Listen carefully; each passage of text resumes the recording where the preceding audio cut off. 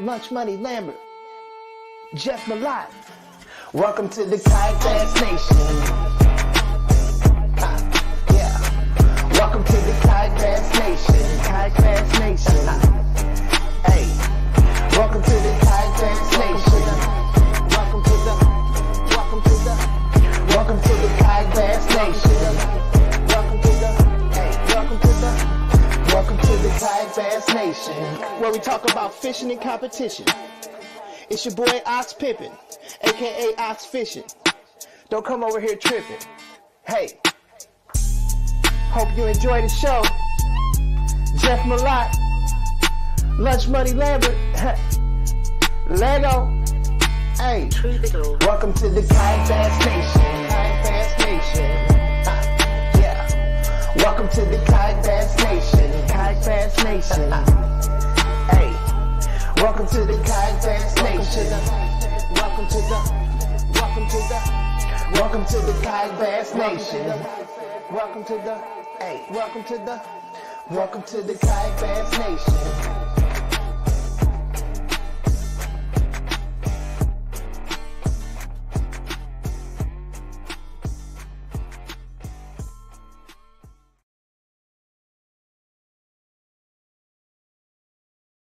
Boom. What's up, everybody? Welcome to KBN Live. Ryan, how you doing? Looking good. I'm doing good. Can you hear me in this mic? I can hear you. You're looking good, sounding good. Perfect. You're virtually sounding good on your virtual mic right there. Yeah. No, that's my regular mic, man. I'm at home. It's your regular mic. Mic. Yeah. The cast trophy back there. I see you. Yeah, don't worry about it. Yeah. How you doing tonight, buddy? Oh, I'm good. Recovering. It's a long 4 days there running the roads. Pretty hot. Yeah, I feel you. You did double duty. You fished a little bit of the tournament, and then you did a little bit of volleyball. You was all over the place. I want to try to get some points, and I didn't get to go practice on Seminole. I got down there late Thursday night and had Friday to poke around a little bit, so I was just kind of in survival mode. I was hoping I could find a limit, and I did find a limit, but I did not get a big bite the entire time I was down there. I made a deal with Kenzo. She made the gold bracket in their regional tournament that I would be there Sunday. The game was supposed to be at 11, so she calls me late Saturday night and informs me it's at 9 a.m. So I got up at 4 a.m. and drove to North Georgia for the tournament. But they did good. They finished in third, so I'll take it. Does that get them to the Nationals? Yeah. Yep. Nationals in Orlando. All right. There we go. Way to go, Kenzo. So. Oh, yeah. Doing what dads do, burning up the roads. That's it, man. Good stuff. Yeah, man, it was fun to watch Seminole. Ewing put it on them early, had a huge limit day one, but our, we got Ewing on the show tonight. We got Brian Nelly on too, because Brian tried to run him down day two. Brian did try to run him down, and Ewing was like, yeah, I was 4 inches in front of him. I don't know if he called, so I text Brian. I was like, did you freaking call? And he's like, oh, yeah. And I was like, really? And he's like, yeah. I was like, 4 inches? He's like, I'm not. He's like, I don't think I got enough. He's like, but don't tell the kid. I want him to sweat. Yeah. So we got both those guys on in the second half of the show. But our first guest, Cole Sykes, it's going to be near and dear to my heart to have him on because he's from our local club here. I know Cole really well. He's taken quite a bit of my money over the years here locally. So we got Cole on, who just won the All-American Championship, 200 anglers up there on Truman, and he did make the day two move. Made a hell of a comeback. I think he was in 11th place after day one. Came back and won the whole thing with a big limit day two. So we're going to talk to him about that. Yeah. I mean, I saw day one, you posted the gentleman caught 600 bass. Yeah. That was wild. Well, grammar is. That's a good day. That's a good day, man. Grammar is not much. Yeah. Chad Davison, who we've had on before. We got to meet Chad over there at the championship for bass. Good dude. Very smart. Good angler. I thought he was going to take it and run away with it. But he had a fistful of trophies he posted earlier. He had two trophies in each hand or something earlier. So I guess there were some concurrent events that were taking place there as well. Yeah, I think they ran an All-American series in conjunction with it. I got you. And then with the championship going on the same place. But Cole's no stranger to winning, man. He's won a couple AOIs with us, won a lot of tournaments in the region, TOC qualifier in the past. I mean, my man can catch them. So we'll introduce some folks nationally to Cole. It's going to be a good show. We always like to talk about a few other things that happened during the week before we jump into our guest, although I don't want to do that long because we got 3 guests tonight, so we got to get them all squeezed in. Oh, yeah. First, we are going to do a giveaway tonight. So Revo giveaway tonight. Y'all know the drill. If you're on YouTube, you just have to like the video and comment where you're watching from. If you're on Facebook, it's the same old like and share. Make sure you like the Kayak Bass Nation page, Revo's page, and then share the stream to wherever. Share it to your local group, share it to your personal page, share it to both. It doesn't matter. Like and share, and we'll give a pair of Revos away at the end. I saw Michael Kravosky, I don't want to mispronounce his name, that won our last pair, posted up that he got his in, was really loving them, and I've yet to hear somebody upset about their I like it. I like it. So we'll do that tonight. So like and share on the Revos. Not a whole lot going on. We got the two big tournaments. We've got the guests on, so we don't really need to talk about those. I know there was a little bit of something that went down at the Potomac. Our boy Josh Evans won second place in the trail event. I think he's still getting paid out second place money, but after the awards were over, he got his second place trophy yanked from him.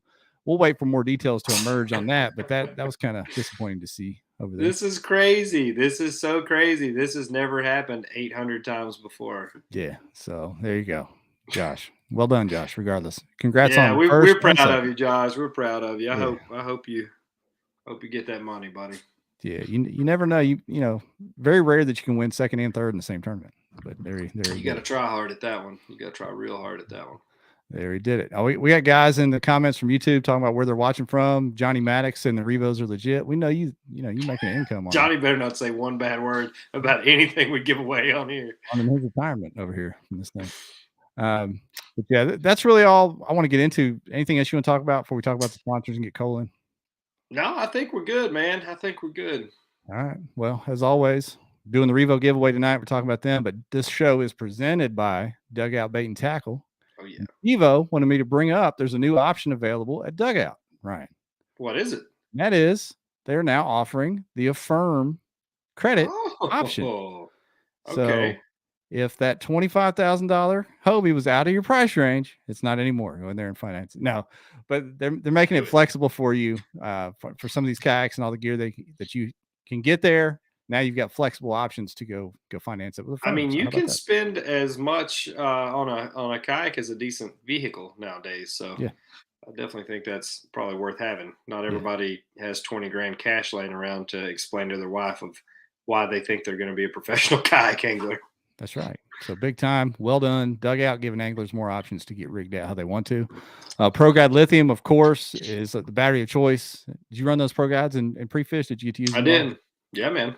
Yep. Yeah. I think we're trying to get somebody from Pro Guide on to do a little Q&A with here in the next week or two, the next show or two. Yeah, we've had conversations about like what actually makes up the batteries. We've talked about the YouTube videos where people dissect the batteries and find, concrete and random nuts and bolts rattling around in there. So we want to get somebody that actually knows the science behind this stuff on to tell us like what sets these batteries apart, what makes a quality battery, or just any off-the-shelf Alibaba battery, so to speak. That's right. Jeff Sherwood, you told us about the glasses. You are solely responsible for Revo. Thank you, Jeff. Thank you so much. And congrats to Jeff. I know we talked about that last week, but I saw he's doing some damage in every tournament he's fished so far, it seems like. I saw he got a share lunker. He got a share lunker accepted today, so congrats. My man, he's out there doing it. Of course, we want to thank our other sponsor giveaways. Z-Man, we did a Z-Man giveaway last week. Seagars, we've done some Seagar giveaways, so we appreciate them. Our newest sponsor, Gill, I'm rocking that hat. And Ryan, you actually got to put their stuff to the test on Sunday. Buddy, Saturday afternoon, it blew one up pretty good on us. There was a lot of lightning, a lot of wind, some sporadic rain. I'm really impressed with the quality. I've had some Bass Pro like 100-mile-an-hour suits type deals. That's what I would compare it to. I mean, it's a really heavy duty product. There you go. All right, so kept Ryan dry. You heard it here first, and the code that you can use is KBN25, and you can save 25%, which is a lot of money on those suits. So get over there and get you some. Oh yes. All right. Well, that said, let's get Cole in here, man. I know he's tired. Just got home from that long weekend, although it was kind of a shorter weekend for him since they cut that deal off on Saturdays. They do that Friday-Saturday tournament. Cole Sykes, what's up, man? Welcome to the show. How's it going? Thanks for having me on. Yeah, man. All-American champ. How you feeling about it this Monday? It feels good. Feels good, especially after getting fourth the previous Classic. Leading it last year. This year is a little better coming in with less pressure, being 11th, be able to make a charge on day two. definitely better than sitting in first after day one. Really? Ryan, I've Yeah. talked with people about that before. Did it feel a little better not having that lead on day one? Took Yeah. the heat off you? Yeah, I just went out there and went fishing. So, and just put my head down and went. I didn't have to worry about anything. So yeah. Ryan, I was texting with him after the turn, trying to get a hold of him to come on the show, obviously. And he's like, yeah, I got home. I barely got any sleep. As soon as I walked in the door, I got put on baby duty. They have a little 5-month-old baby. Oh, yeah. I'm like, yeah, the wife said, what's up, champ? I changed his diaper. Get out of my face. Yeah. Yeah. She, I mentioned this at the awards, but like, this is my first tournament since September in my kayak. So like I'm super sore and all that, but I asked for permission to fish this before the baby was born. So that's like the key. I asked before the baby was born. She couldn't tell me no once she told me yes then. So no, I was glad to get back out there, but my body's feeling it now.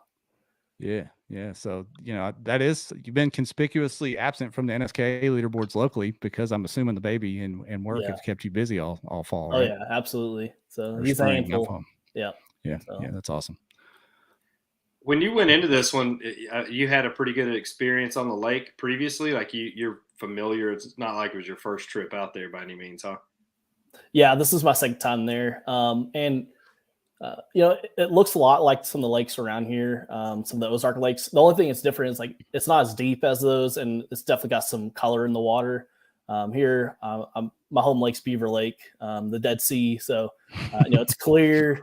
20 foot of water up by the dam. You get in the rivers, it can get a little bit stained, and that's where I like to fish. And so, Truman, the clearest water is typically around like 2.5 foot, and so it felt like home to me because I like to be up in the river on Beaver. And so, it's got a lot of the same stuff: bluff walls, gravel, rock, and just a million timber. So you got to be careful out there. Last year, I broke my drive and steering after day one. And so we had to work together as a team, the club, to get my kayak back going. But, it didn't stop me from fishing. So no excuses for not winning that one. What kind of kayak do you fish out of? I got a Hobie. Hobie. Yeah. So did you have the kick up fins or what No, straw did you manage to break? Yeah, I have a 2019. I think that was before they had the kick up fins. Yeah. So yeah, I need to invest in some apparently. Yeah, you do. I mean, it makes it pretty much bulletproof. I'm very rough on them. Hadn't managed to break one. I was wondering because I know a lot of the guys in your area. Jeff is swayed to the dark side there. Yeah. It's about a 50-50 split, I'd say, these Yeah, days around here. Mark did a cool trick with a 50-50 split on his prop. He split 2 stumps and broke off both sides of his Old Town prop on Saturday. And Mark, being Mark, didn't have a paddle. So he borrowed half a paddle and limped back to the ramp. And then he was trying to do something standing on the dock, pushing off with his foot, and slipped and fell in the water neck deep at the ramp after he broke it. That was my reply to Dylan on that post he made about it. I said, well, I mean, the props are very cheap. You usually carry 2 or 3 in the boat. They take 30 seconds to change out. And then he mentioned Mark. I said, well, I was talking about normal people, not Mark, Oh man, not the superhuman. But yeah, Cole, I wanted to ask you, you kind of already touched on it, man, because you've had so many wins around here. You've won the state championship here on Bull Shoals. You've dominated on Beaver Lake. Those lakes, I've been to Truman once, and I agree with you. It sets up similar, except for the colored water and stuff like that. But obviously, you were able to fish your strengths and fish your confidence up there. Tell us kind of what you figured out over the last couple of years of being up there. And are you going to tell me a jig? Because I know you love throwing that jig. No jig? No jig, surprisingly. Really? The last few years, and maybe that's why I haven't done as well. But I haven't thrown a jig as much. But no, actually, like day one, it was dead, slick, calm, and sunny. And I'm more of a power fisherman. I like to throw a spinner bait, a jig a lot. Those are kind of basically anything that looks kind of like a jig. It may have a little spinner on it. You may buzz it on top. Those are about my 3 things I throw. But I had to, with the conditions, I had to really kind of slow down, and I threw a fluke around. I was fishing something a little bit different, I feel like, than most other people. We're rooming with a whole bunch of guys from our local club in the Airbnb. It seemed like most people are catching them on points around bluffs and stuff like that. I was actually fishing more spawning areas. That's what I really focused on. And surprisingly, the fish didn't seem like they're really interested in spawning yet, at least in the area I was in. I was definitely in the cooler water of the area or of the lake. And so I feel like that helped me a lot because I feel like the fish were starting to come to me. But like I said, day one, it's really calm. So I threw around fluke, caught about 50 fish. It just could never catch like a big quality kicker. But it's just good enough to keep me in contention. So, and then day two was a little bit different. It was strong winds. And so I started the day off with the fluke and some back of the pockets. And in the previous days, they're kind of set up on the points.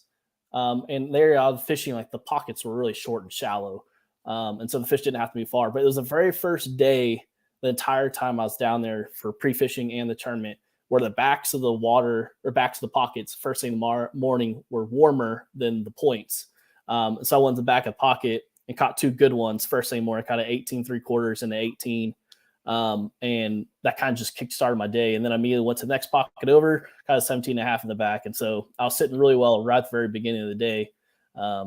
So those were all, like I said, with the fluke. And then I started power fishing the rest of the day with that wind. So day one, you were about what, 5 inches out roughly?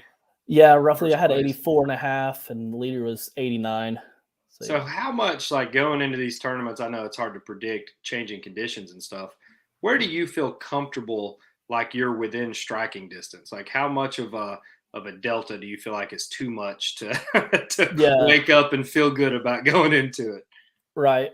Well, for this tournament, I felt like I couldn't really be much further away than where I was, especially with the anglers that are on there and they're at the top of the leaderboard. So specifically Chad Davidson, really good angler in that area and just everywhere. He already had 87 inches, so that's a good lead over everyone else. And then the leader from Colorado had 89. So, there's 10 people ahead of me. Just one of those guys had a really good day, similar to me. And they're your winner. So, 5 inches beyond that, it felt like it'd been tough. I knew low 90s was possible, but I actually thought it would take low 90s each day to win it, or an average of that. So. Yeah, I was looking through the leaderboard here. I'm down at 105, and there's still limits coming in on day one. So it's one of those kind of tournaments.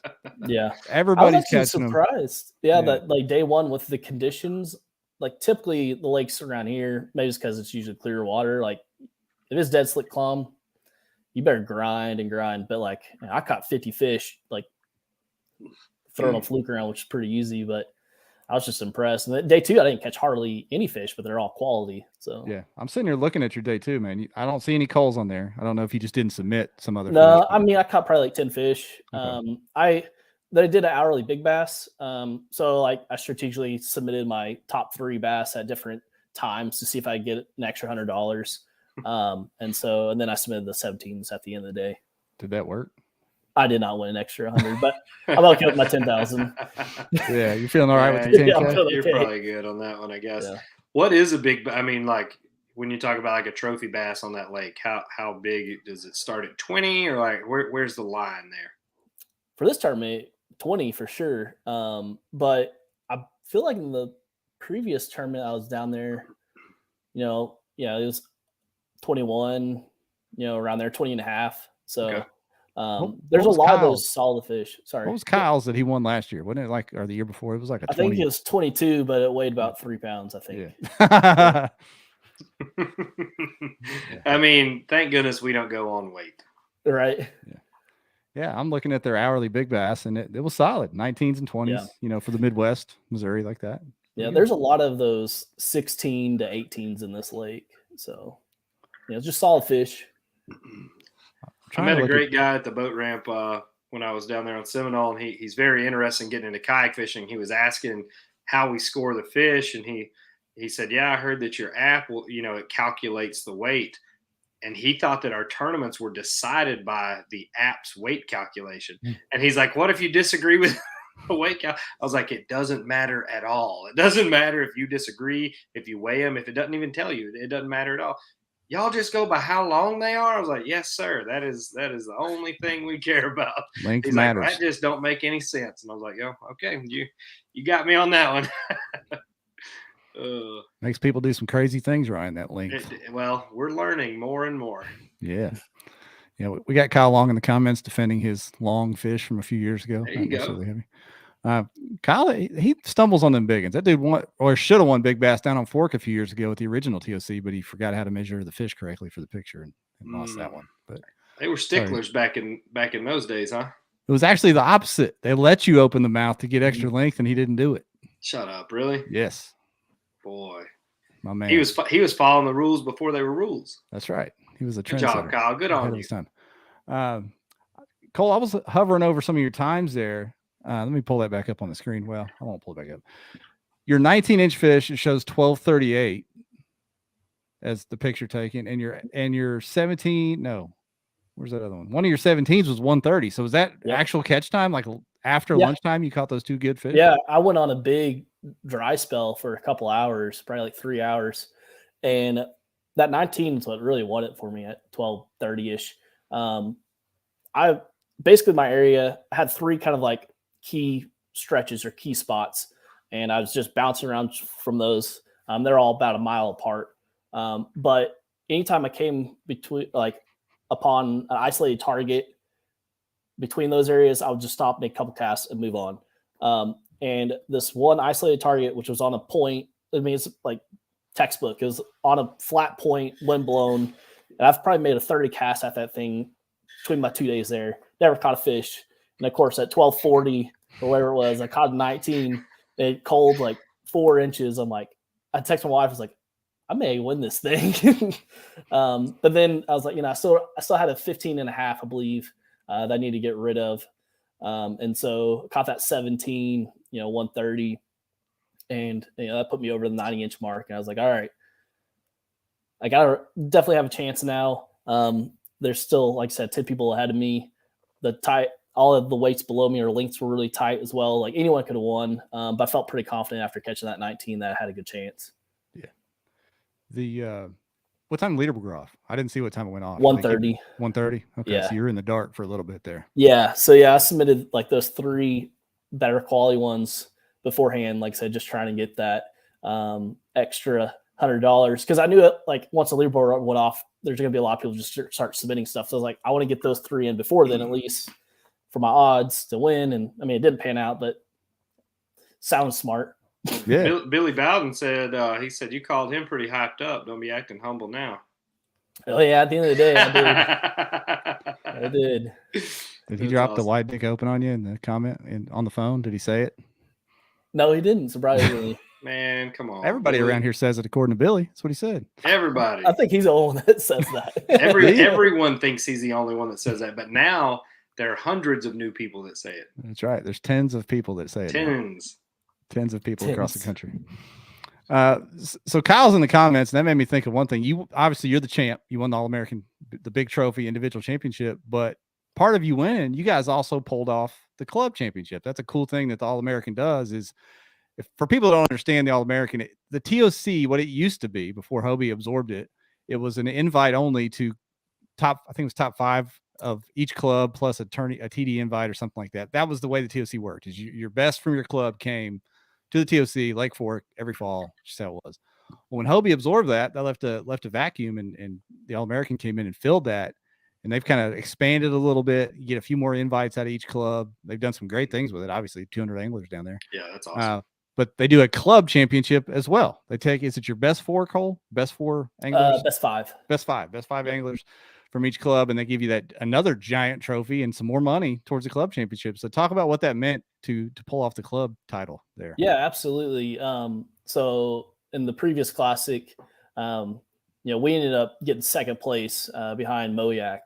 And so this year it went down to both NSK, Northwest Arkansas, and Moyak again. And I thought for sure, like we're wasting our time going up on stage. Because I was pretty sure like they had, 5 guys in easily top 20. And so I just thought for sure they won. And then when they announced that we won, I thought they were joking. I thought Tyler Cole's going to pull one on us. They'd be like, just kidding. But, like we were completely shocked. And so like, I think we were all like hesitant to celebrate because we're just waiting for like the kicker there. But no, it was really exciting. was actually almost more excited for that, which is as crazy as it sounds. These are guys I fish with all the time. They're my friends. It's kind of weird, like the whole kayak community, like you're fishing against these guys, but yet like they're your best friends as well. And so it was just a really neat experience, and something like I won't ever forget. I'm thankful for them, proud of them for stepping up and catching the fish as well. So. Yeah, if you guys would have lost, I was going to blame Kyle Long's lackluster day 2. That was my plan. Wow, poor guy. He can't catch a break. No, I was hyping him up day 1. My man was up there. He was right there. He had 83 3/4. He was in range. So, but it happens. It happened. He's still great finish, top 25. You guys won. We've all seen a day 2. Once or twice come around. Kyle said it was garbage. Hey, you did just enough, baby. Top 25 finish. Got that club trophy. Well done, Mr. President. Over there. That's awesome. We don't want to keep it too long. We just wanted to have you on the first half of the show. But for the folks that don't know about the All-American, because this is open to any club in the country, they can get a hold of Josh, get on the list, and get their top 10 people sent to it. Tell them what you thought of it, the All-American, and what it means to clubs to be able to send their folks like this. Yeah, absolutely. It was a great experience. I recommend all clubs to try to hop on and join. There's something about like club versus club is just really exciting. Obviously, there's the individual aspect of it as well. But they run a great series. I was impressed how fast they were judging fish. Like as soon as you submit them, you're getting, if it was accepted or not, rejected. But not only that, like they paid in less than 24 hours. What? Yeah. And so Josh Booth, Tyler Cole, and everyone else involved, give them credit. They do a great job. The award ceremonies are always great. They're always giving up updates. So if your club is not part of it, you need to join it. It's a great experience. So. Yeah, there's no, you don't have to like pay a membership fee or anything. It's literally, you just get a hold of those guys and get on the list to send your club. Yep. And if I remember, I've been once. I need to get my lazy ass back in the local club and get enough points to go again. But I've been once, and the city up there embraces kayak anglers. They really come out and show out for y'all, right? Yeah. The city of Warsaw, they're really good, as well as Clinton and the other surrounding cities. They're very hospitable to us. So yeah, that's awesome. Well done, sir. Yeah, sounds like a great event. Good job, All-American, for putting that on. That's awesome. To have that on the same day as one of the other giant trails going on and pull 200 anglers, that's crazy. It's great. Yeah. Well, Cole, we don't want to keep any longer. Congrats. I know you got that baby back there. Probably got to go do something with the baby. But congrats. Well deserved. Remember the name, because when Cole gets out on the national scene, you'll see him back on podcasts all over the place and winning trophies everywhere. So well done, young man. Yep. Appreciate it. Thank you guys so much. Congrats. Mm-hmm. Yeah. Thank you guys. There we go. Cole Sykes, everybody. All right. Yeah. Cole is, like I said, man, you've met him before. He's a TOC qualifier. The dude can catch him. So when he's able to get back out there, we'll see more of him. Yeah. That's a big win. 10 grand, popping 10 grand in a kayak tournament, especially, that against that much local competition too. I mean, that's pretty solid. Yep. And if clubs from further out, more in the Southeast, East Coast, we could see that event pushing 250, 300 at some point. And Truman is huge. It could handle it. Really? It's huge. Yeah. It's one of the few places that could handle that many people. But with that said, we got our second half of the show lined up here and ready. Are we bringing them in 2 at a time or 1 at a time, Ryan? How are we doing that? We can bring them both in. We'll sort this out. Here we go. Brian, we gotta get Brian in bed, so we'll go get him in here early too. Yeah, 1-2 from Seminole. What's up, fellas? Hey, how you doing? Yeah. Edwin's gonna, number one, you're probably gonna win enough to buy a house and then wallpaper it. Are you saving your money, Edwin? Have you been saving up? I've just been spending it on fishing. I was gonna say, tell the truth. Been making it rain. What was that box you bought at the Classic? That some big old giant box to hold all them $400 or $500 swim baits and glide baits. Well, I told everyone when I bought it, I said, if you see me pull up to the ramp and throw this in the boat, watch out. Well, we'll get to that in a minute, but I feel like that might be what happened. Let me give you some grandpappy advice, Edwin. Take one of them checks, one of them ones with the 6s or the 10 in front of it, and go put that in a Roth IRA and leave it there. until you're an old man like me, and you'll be rich. Maybe, unless the banking system crashes. Yeah, And all our either, money maybe buy disappears. half of that. Maybe buy ammo with the other half in case you have to steal for your food. But put some of that away, and you'll be happy later on. But anyway, on to the fishing. Brian, Yeah. number one, congratulations on almost running down Prince Edwin. Almost. Yeah.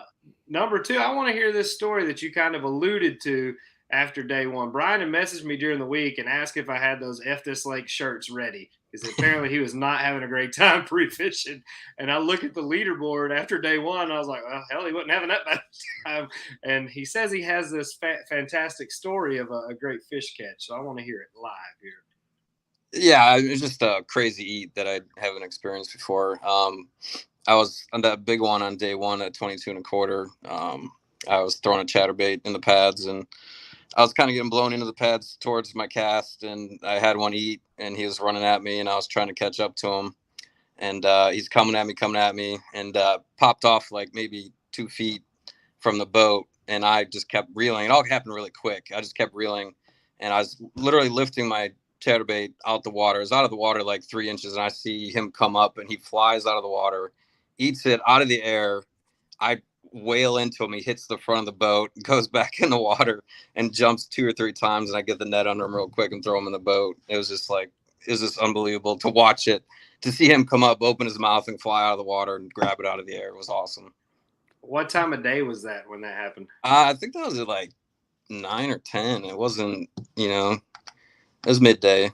I don't remember exactly what that one came in at. I think it looks like it was like 8 or 9 o'clock. Yeah. Did you have a GoPro running?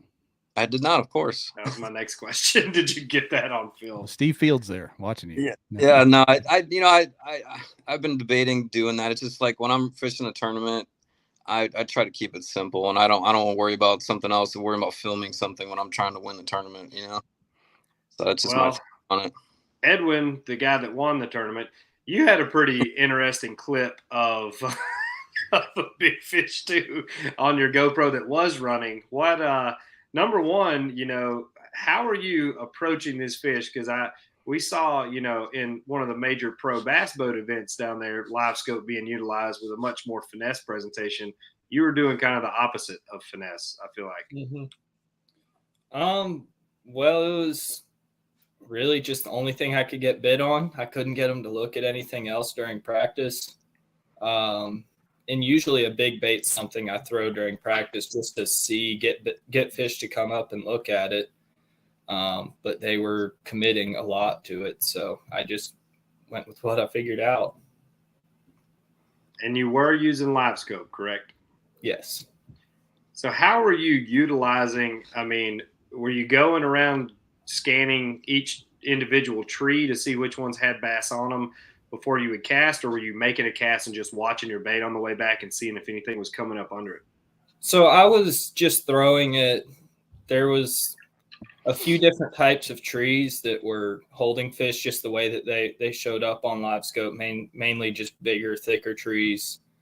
And I'd throw over top of them and they'd see if anything comes up and then try to make them react. And sometimes I just see a fish cruising along through the timber and throw at it. It really it was either there's a fish there or I think there could be one there.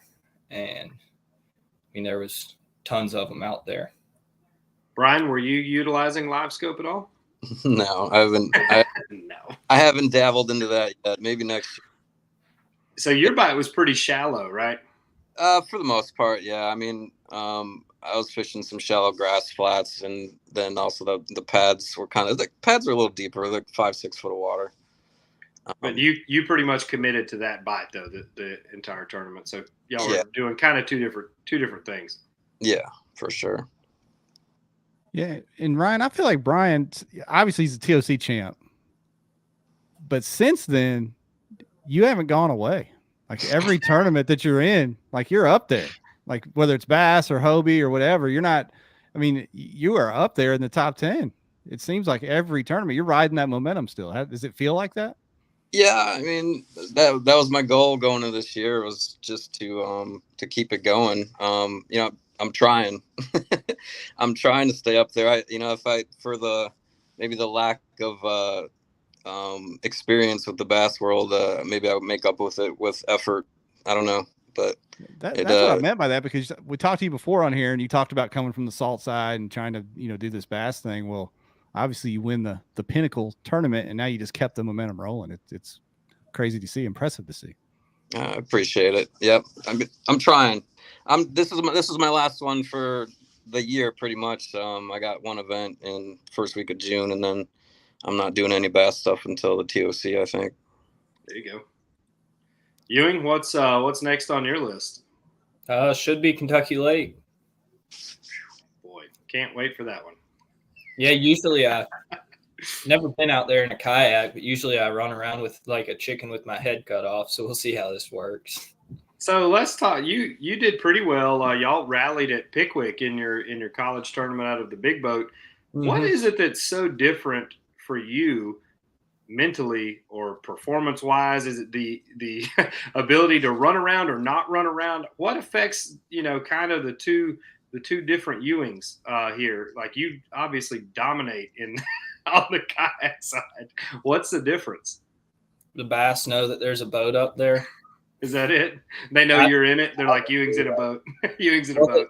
They're just, I don't know. They fish act completely different around a bass boat compared to a kayak. And really that's just also being in a kayak. It's, my own platform that I've been in. I'm comfortable in it. You go in a bass boat, you've got two people, you're trying to work together. Sometimes, you have little disagreements and want to do different things, but it's just a completely different thing altogether. And I don't know, just seems like I get more bites out of a kayak. I would venture to say you definitely get more bites out of a kayak and bigger bites, it seems. Well, and some of your college teammates have jumped into, because of your success and your brothers and Jackson's and people like that, they've jumped into the kayak tournaments, and it's not magic. I mean, they haven't jumped in and had the same success. So there's something to that, like Ryan's saying, that you are feeling more comfortable out of the plastic boat for sure. And definitely the fact that I started fishing when I was very young, got a kayak when I was 8 or 9. So that was my original platform of fishing off of. Didn't get a boat until like my sophomore year of high school. So it's just, I've always been around them, and I'm really comfortable fishing out of a little plastic thing. What were some, you alluded to some kind of follow-ups to those bigger fish that wouldn't commit to that glide bait? What were you doing for those big fish that just, either missed it or came up interested and didn't want it? Like, how are you kind of closing the deal on those? Well, usually with a big bait, if you have a fish come up and look at it, they won't touch anything else, or at least nothing smaller.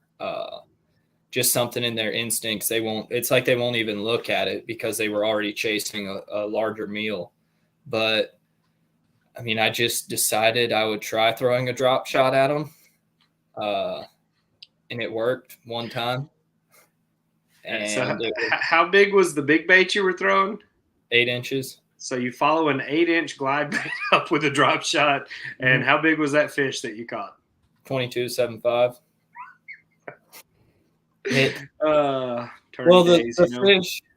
The fish, it came up, followed my glide bait, swiped at it right next to the boat, but it didn't act spooked or anything. It just kind of moseyed off, and it went over to a tree.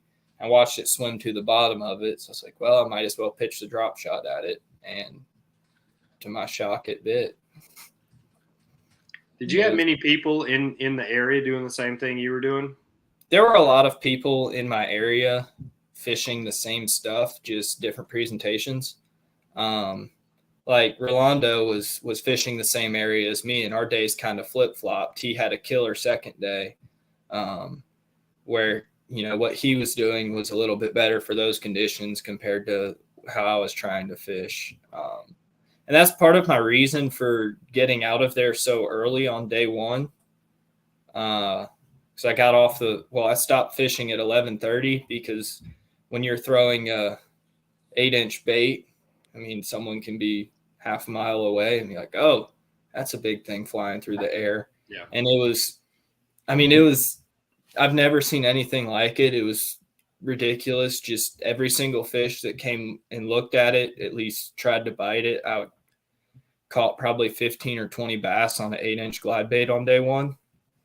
And my mindset was, if people see this, and I know, especially Rolando being in my area and being from Texas, I was like, he sees this, he'll figure it out, and then I won't have this lead.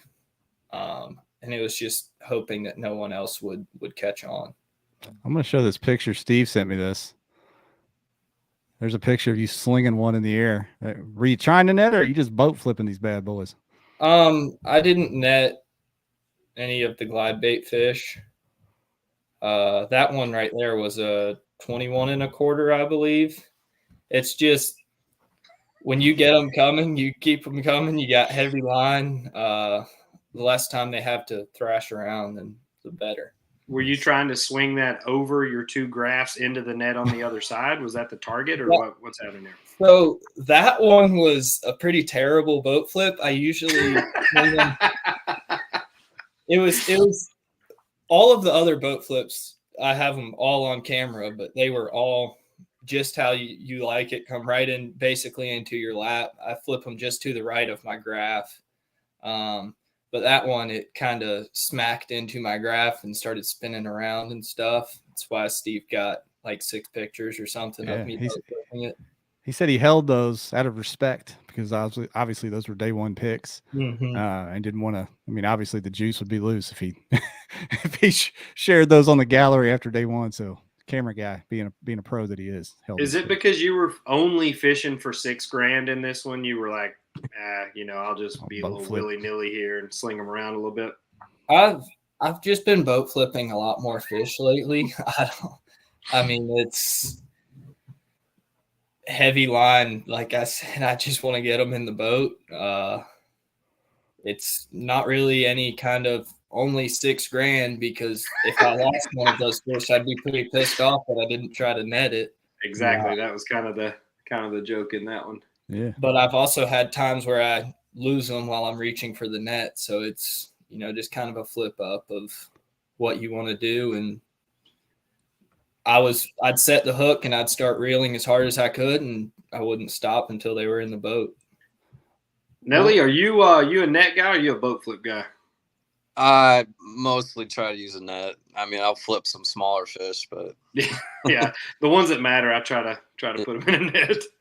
Well, let's talk about day one to day two, because we had Cole on a little bit ago, and we talked about what is an insurmountable lead, or what feels like an insurmountable lead. And Brian, you had a fantastic day one, obviously 92.5 inches, but Ewing, with all 20 plus fish sitting there 13 inches clear of you, basically. But Seminole being Seminole and knowing that there's big fish in there, did you still feel you were in striking distance of him? Oh no, immediately you're thinking you're fishing for second, So it's it's tough it's obviously tough to repeat a 100-inch day. I didn't think I'm not saying that Ewing couldn't do it, to do 200 plus days. I'm sure he can, but it's tough to do. So obviously you think there's always a chance, but when anyone puts up 105, you're already automatically thinking that you're fishing for second place. Yeah.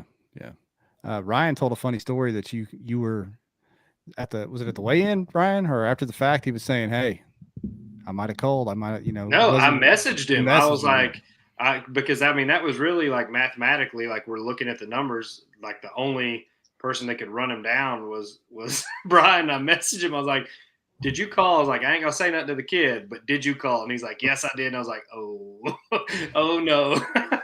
I was trying to make Ewing sweat. No, he did. He was sweating. He started calculating after made a comment on someone else having the highest limit of the day or something, and he soon found out, because I nudged him when we were up there. I'm like, you think you won? And he was like, I already know I won. Ooh, that's him. That's Edwin right there. I was trying to build the suspense, but it didn't work. AJ, well, he had me there for a while, and I was sitting there. I was like, well, at least this isn't like Watts Bar getting beat by Ryan. Couldn't imagine a worse outcome than that one. But Well, no, whatever. but no, I was sitting there. They were going through awards, and at this point, I was like, "Yep, Brian beat me." I was like, I blew it. I had that feeling all day when I had that limit, but AJ was just going through awards, and he said 98.75, biggest bag of the day for Tim Isaacs, I believe. Mhm. And then I went on my calculator and started adding some numbers up. Gosh.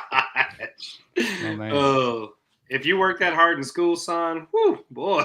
Sky's the limit. Now do that with the investments I was talking about and add that up. See, and you'll be Oh, good. man. So from what I understand, guys, Ryan was talking about how bad the rain was day one, but day two was like some sort of hurricane force winds blowing through there or something. Is that right? Did it get super windy on day two? Sketchy. Oh, yeah. So And what'd I that do was- to your bite? Both of you. Just pushed me on top of a bunch of trees, and I somewhat broke my live scope mount. Pretty sure my drive's messed up. But, Other than that, it was I fine. mean, I used the same drive the whole day, so it's still functioning, but I got slammed into a lot of trees and about flipped and got high centered. It wasn't a fun time out there. Did you stick with that same presentation on day 2? Mhm. I mean, were you just ride or die on the glide bait? I didn't know what else to do. Okay, I mean, that's fair. I threw a glide bait and a drop shot. I threw a couple other swim baits, some soft swim baits in there, but even though they weren't acting quite like they were on the first day, a glide bait was getting the most interest. I did downsize to a 6-inch, which I had 3 of my 5 on, including my 2 biggest fish of day 2. So that was just something I felt like it was necessary to do with them being finicky.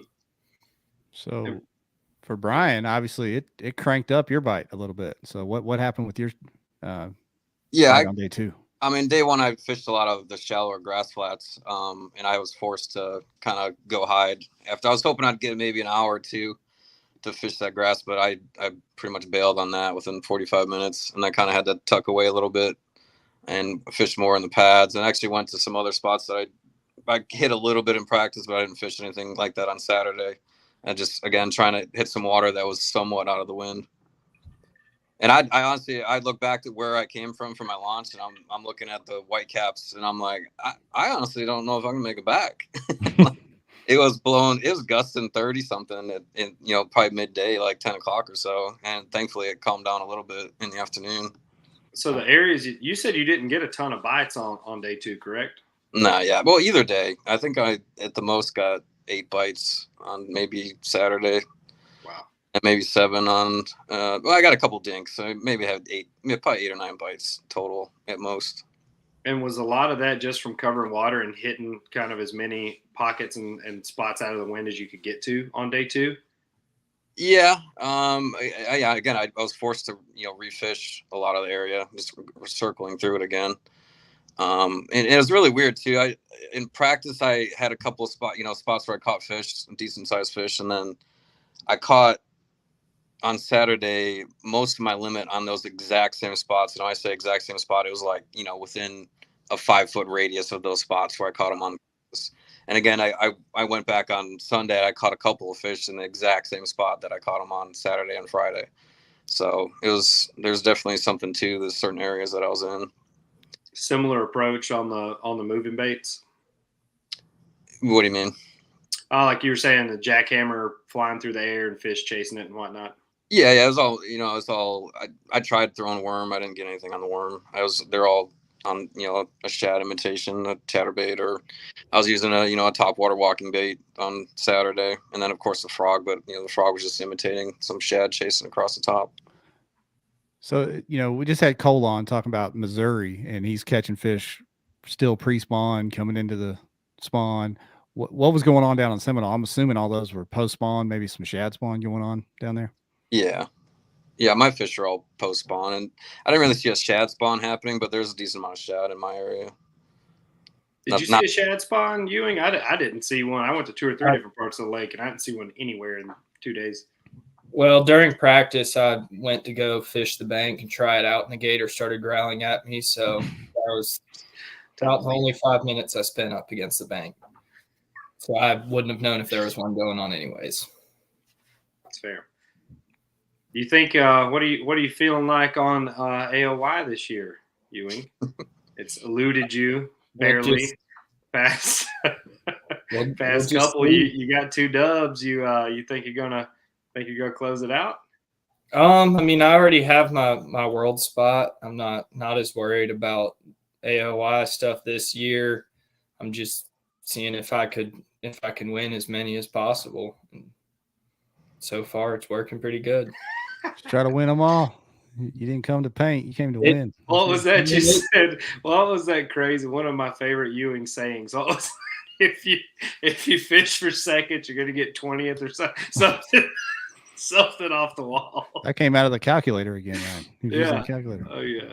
I like that. Is that a new shirt? It could be. Too many words. That's way too many words for us. Too many words. Yeah, well, we'll make it a quote, like a meme quote for young Ewing there. I'm trying to find some comments and questions for you guys. Oh, Trey Lashley. I had this one starred. This is for Ewing, unless Brian has a brother that kayak fishes too. It says, do you trash talk your brother when you win? Having older brothers himself, they always hated losing to me at anything.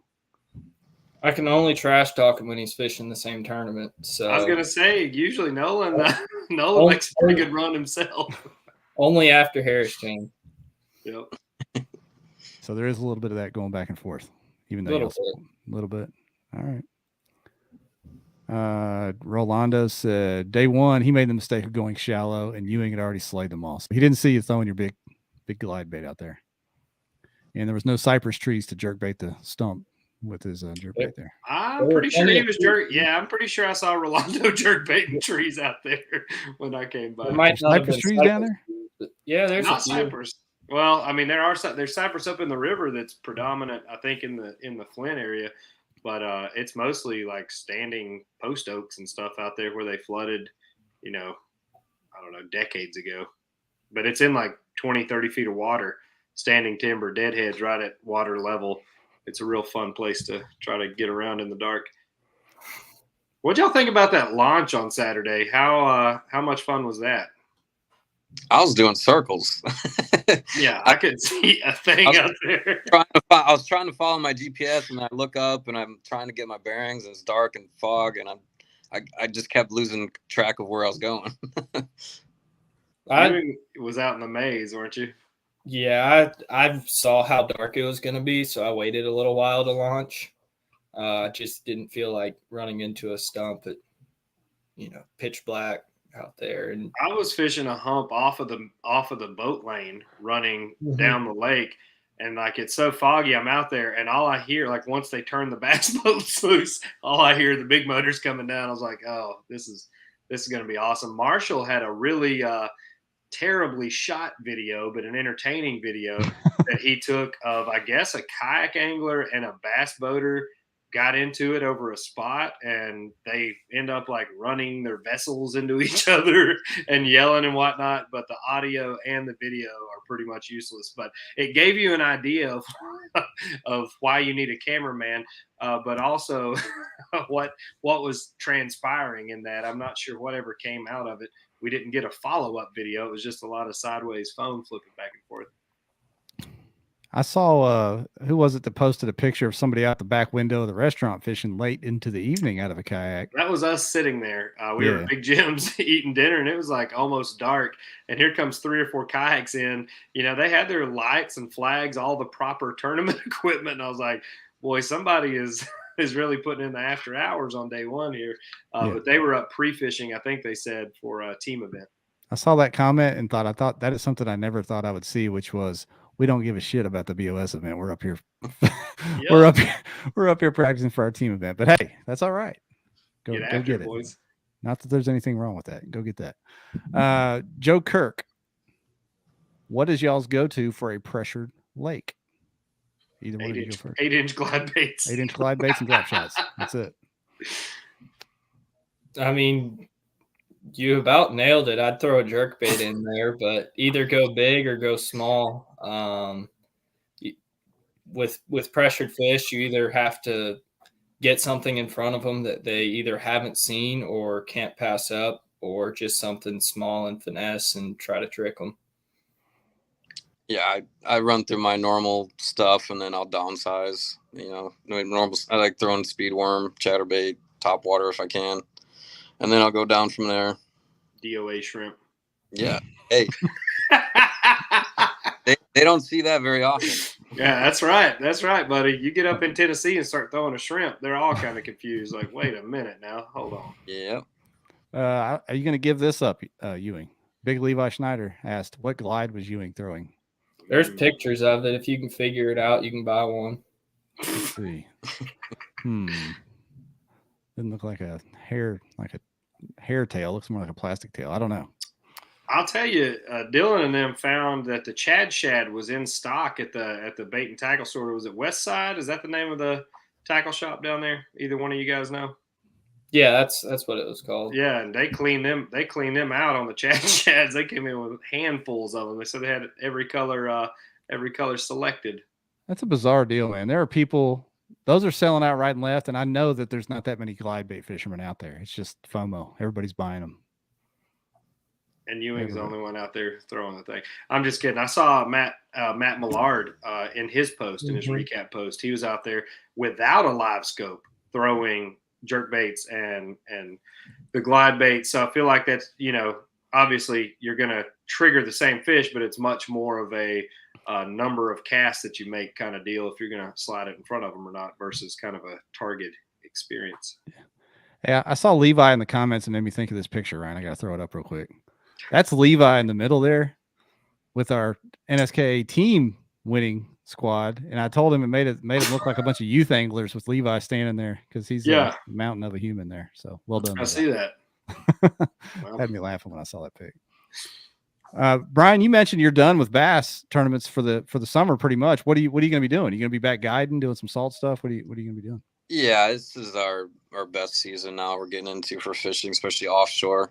So I'm pretty much booked every day. Can't really get away for anything. I got invited to the Team USA event in the first week of June. I had to move a bunch of stuff around to even make that, but I wanted to make sure I was there for that. And then I'll just be working through the summer until I don't know. I might, if I'm feeling frisky, I might get down to Texas for the Hobie one there. I'm not sure yet, but it's a long drive, so we'll see.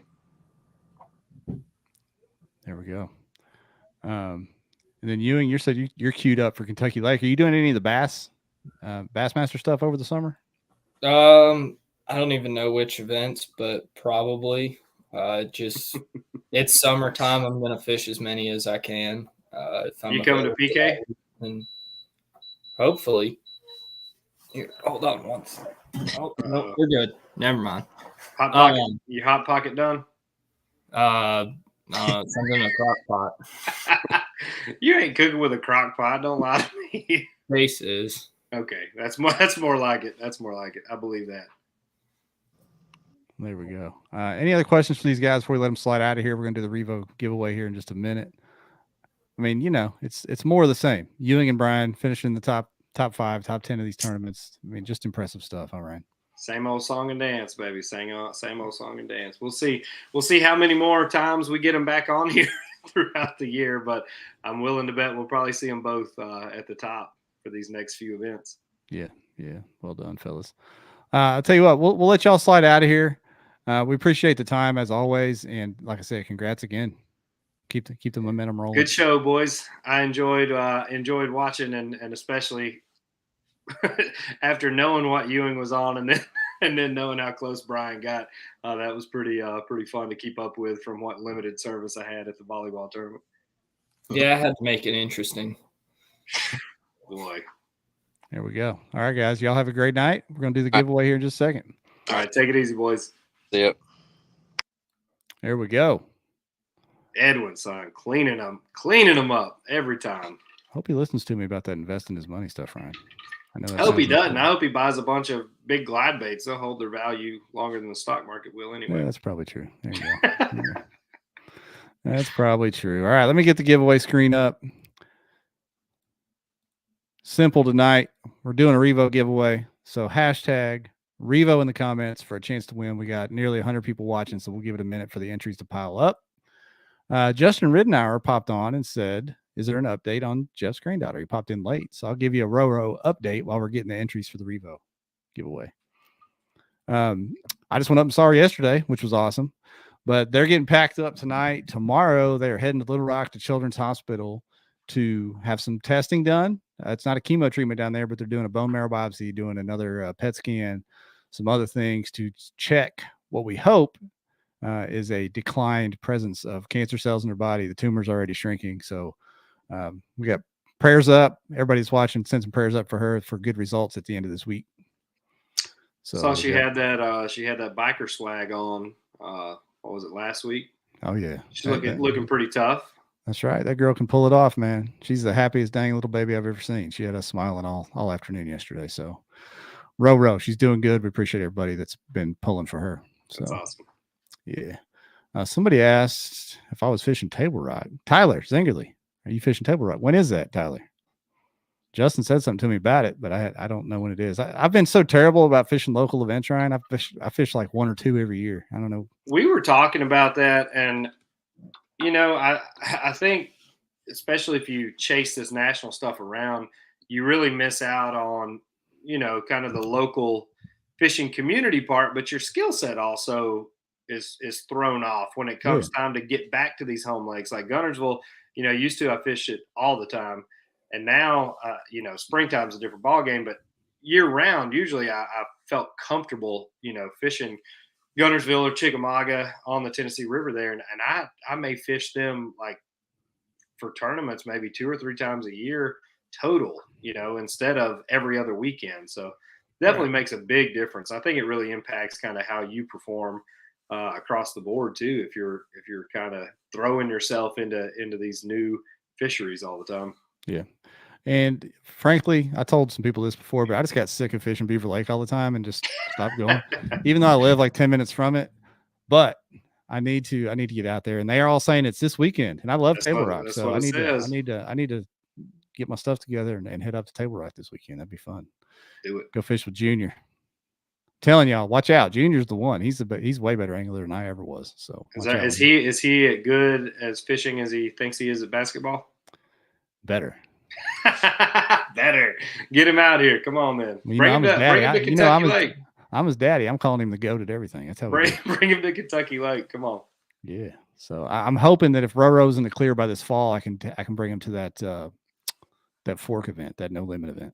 Okay. So that's close to home. All right, we've got 63 entries, Ryan. We give any more time? We're going to pull the trigger here. I mean, I got all night, buddy. It's 9:30 out here on the East Coast. We can burn it down if you want to. We'll let it run till 10:15. All right. I'm kidding. Get your comments in. We're done. All right. All right, here we go. I'm pulling the trigger. Dun, dun, dun. Revo giveaway. I think last giveaway came from YouTube. See if Facebook gets a little love this time.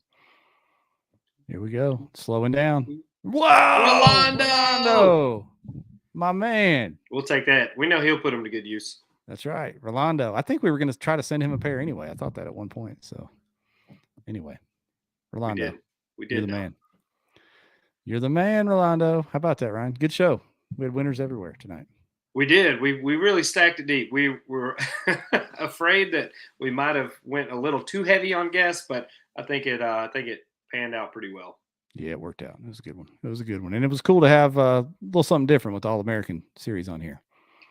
And as we said, we got a couple different things coming. We have some guests lined up that are coming from kind of more of the bass boat side, I guess you could say. We're going to have them on to tell you about something new that's launching soon.